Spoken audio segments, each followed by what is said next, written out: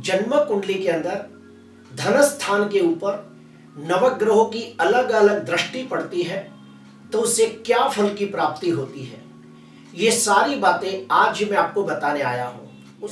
अभी हम लोग जानेंगे शुक्र के बारे में। तो सुनिए, शुक्र अष्टम भाव में बैठकर अपनी सातवीं दृष्टि से धन भाव को देखता हो तो ऐसे व्यक्तियों को विवाह के बाद धनवान, यशवान, कीर्तिवान बनने के योग बनते हैं। क्यों?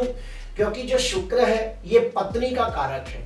तो जिनकी भी कुंडली के अंदर धन भाव के ऊपर शुक्र की सातवीं दृष्टि पड़ती हो तो ऐसे व्यक्तियों का भाग्योदय विवाह के बाद होता है, और विवाह के बाद जैसे जैसे साल बीतते हैं ऐसे ऐसे उनका धन भी बढ़ता है, ये भी देखा गया है।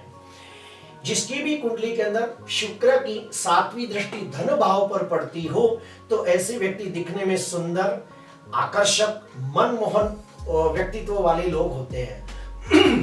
जिसकी भी कुंडली के अंदर शुक्र सातवीं दृष्टि से धन भाव को देखता हो तो ऐसे व्यक्तियों को कुटुंब का सुख बहुत अच्छा प्राप्त होता है, और यह भी देखा गया है कि उनके कुटुंब के अंदर स्त्रियों का प्रमाण ज्यादा होता है।